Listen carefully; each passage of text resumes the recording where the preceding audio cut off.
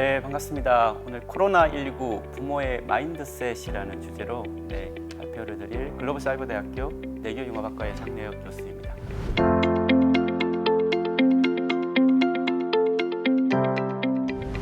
코로나19의 부모의 역할.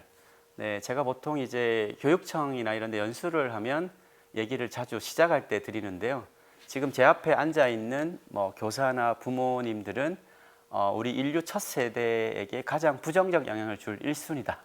이런 얘기를 합니다. 왜냐하면 20세기 교육의 마지막 세대, IQ 세대라고 부르는 세대와 다중지능 세대와의 만남, 인류 첫 세대와의 만남이라는 것이고요. 두 번째 오늘 얘기 드릴 주제는 20세기 한국인이십니다. 지금 미래 세대는 21세기 한국인. 20세기 한국인과 21세기 한국인이 과연 무엇이 다를까? 오늘 이 두 가지 주제로 말씀을 나누고자 합니다. 지금 학부모님들 아직도 IQ 얘기하고 계신가요? IQ를 검사했던 세대이신가요? IQ 숫자를 기억하신다면 아주 잘 나왔거나 아주 못 나왔거나 둘 중에 하나가 아닐까 생각하는데요. 그럼 지금 우리 자녀들은 학교를 가면 IQ 검사를 할까요? 하지 않을까요? 대한민국 정부는 전국 단위 IQ 검사를 실시하고 있을까요? 실시하지 않습니다. 대한민국 OECD 가입된 선진국 국가이고요. 지금 선진국을 비롯한 대부분의 교육 당국에서는 전국적인 아이들의 IQ 검사하는 것을 시행하지 않는 걸 가능한 원칙으로 하고 있습니다. 그러면 IQ가 왜 그런 대단히 검사를 하고 있지 않느냐? IQ에 대한 세대는 이런 생각을 갖습니다. 학습을 잘하고 공부를 잘하면 내 아이가 머리가 좋아. 이런 표현을 쉽게 하고 있고요.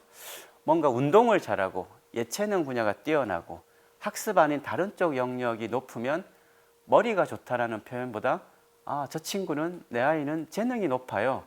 이런 표현을 씁니다. 과연 재능이 높은 걸까요? 머리가 좋은 걸까요?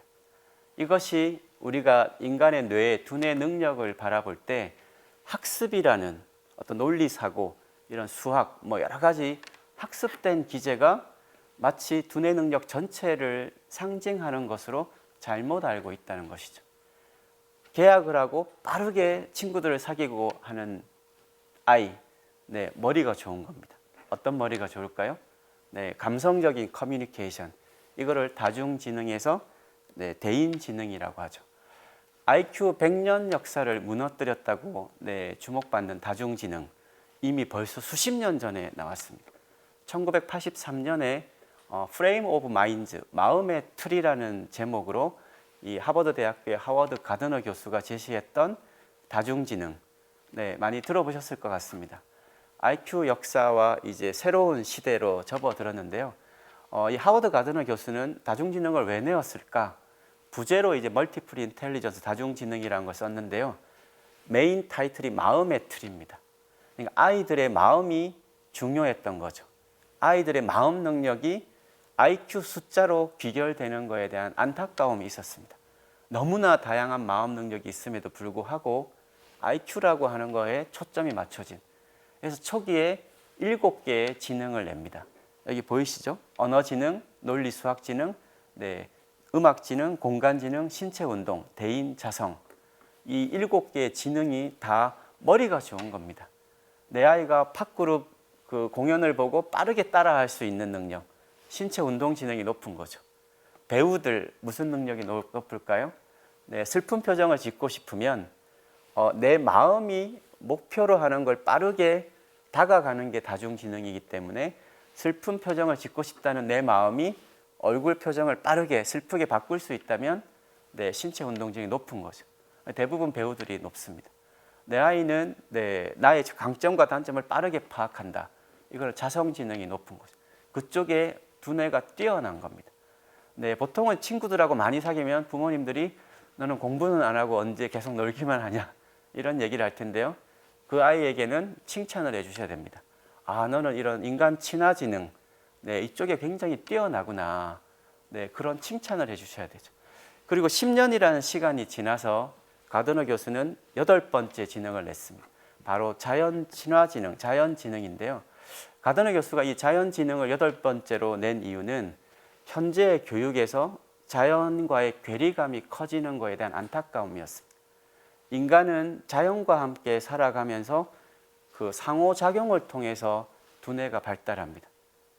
동물은 나오자마자 걷고 뛰는 걸 많이 보실 텐데 인간은 상호작용, 아기가 태어나서 아장아장 걷다가 걷기 시작하고 뛰기 시작하고 그 다음에 자기의 몸을 다 컨트롤할 수 있으면 상대, 바깥쪽 세계, 그러니까 다른 사람이나 자연과의 교류를 하면서 감성이라고 하는 이 정서지능이 폭발적으로 성장을 하는데요.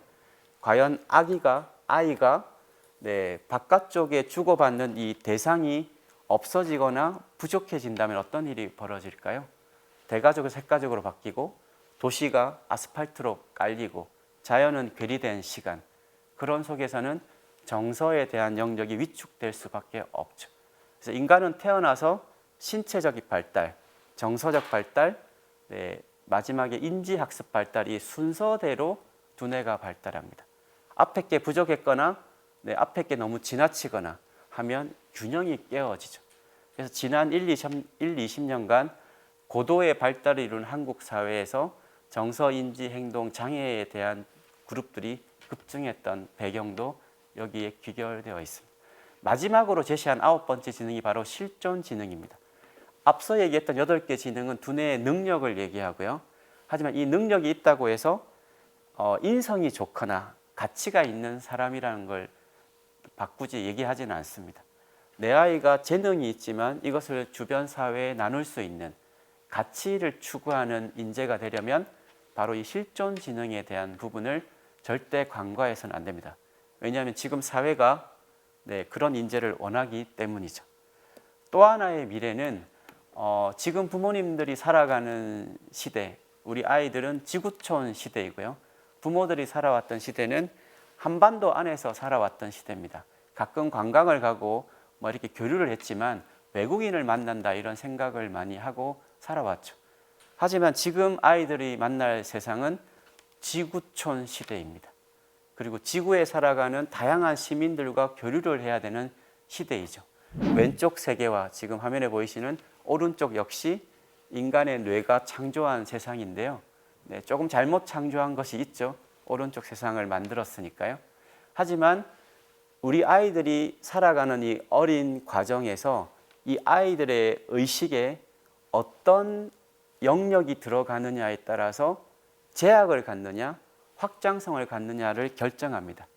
내 아이의 머릿속에 한국인, 한반도에 대한 인식으로 갇혀 있으면 여전히 외국인과 만나고 관광을 가고 교류하는 의식을 가질 거고요. 내 아이가 살아갈 너의 미래가 지구촌 시대에 함께 살아가는 공존과 협력을 해야 될 대상이라는 인식을 가진다면 이 아이의 활동 반경은 지구로 확장되는 것입니다. 지금 질문을 하나 드리겠습니다. 지금 보시는 분들은 어떤 한국인이라고 생각하십니까? 유엔에 한동안 사진이 제시되어 있었던 것들인데요. 외교가에서는 20세기 후반까지, 21세기 초반까지 한국에 대해서 이렇게 얘기를 하고 있습니다. 21세기 한국이 가진 가장 커다란 자산은 20세기 한국이 걸어온 길입니다. 가슴이 조금 뛰는 얘기인가요? 외교가에서, 국제사회에서 한국을 왜 이렇게 평가했겠습니까? 왼쪽에서 오른쪽으로 가는데 불과 30년 만에 이룩한, 실제 유엔에 가입된 많은 회원국들은 발전 모델 국가의 영순위를 사우스 코리아를 손꼽습니다. 여러분이 대통령이시라면 한국 모델을 원하겠죠? 압축 성장을 이뤘으니까 유일하게. 하지만 외교가에서 국제사회가 왜 21세기 한국이 가진 가장 커다란 자산이 20세기 한국이 걸어온 길이라고 했을까요? 20세기 한국 이전을 모르기 때문입니다. 외국에 안내된 한국은 구한말, 조선에 피폐했던 역사, 그리고 6.25, 한강의 기적, 이 리스트입니다. 한국 이전의 역사적 전통과 문화에 대해서는 알려지지 않았었고요. 일본의 아류 문화, 중국의 한자 문화권에 속한 국가, 이 정도의 인식을 국제사회가 알고 있었습니다. 근데 이 지점들이 이제 변하고 있죠. 현재 한국은 세계 11위권, 세계 10위권의 경제 강국입니다. 전 세계 250개 국가 중에서 보면 최강국 그룹에 속해 있고요. 세계 6번째 무역 수출국, 그리고 2018년인가요? 30-50 클럽에 세계 7번째로 가입을 했습니다. 30-50 클럽은 3만 불 소득에 5천만 국민을 가진 국가. 한국 앞에 있는 나라가 어떤 나라인가요? 일본, 독일, 미국, 영국, 프랑스, 이탈리아밖에 없습니다. 교육을 얘기할 때 핀란드 교육을 칭찬도 하고요. 복지국가를 스웨덴 얘기를 하지만 네, 인구 규모로 보면 핀란드는 부산 광역시 정도 500만 인구밖에 되지 않습니다. 한국과의 규모로 보면 10배 차이입니다. 네, 일종의 도시국가 차원의 규모라고 봐도 네, 크게 다르지 않습니다. 우리가 지금 한국을 어떻게 바라보아야 하나, 그것을 자녀에게 어떻게 인식을 시켜야 되냐. 최근에 21세기 들어서 또 코로나19가 오기 전부터 영국의 BBC가 이런 얘기를 했죠. 21세기 떠오르는 유일한 문화 강국은 코리아다. 이제는 세계가 20세기 한국이 아니라 반만년의 한국 문화와 역사에 주목을 하고 있습니다. 그럼 지금 시대에 우리 아이들이 가져야 될 의식은 무엇일까요? 21세기 한국의 의식은 한국만을 위한 성장과 국가가 아니라 지구와 인류 사회에 기여할 책임과 역할을 가진 나라, 지구촌 시대를 리드하고 사명감을 가질, 그렇게 자녀에게 제시를 해 주셔야 됩니다. 그래야 21세기 한국인으로서 살아갈 수가 있습니다. 네, 오늘 코로나19 시대 부모의 마인드셋이라는 주제로 함께 나누었습니다. 감사합니다.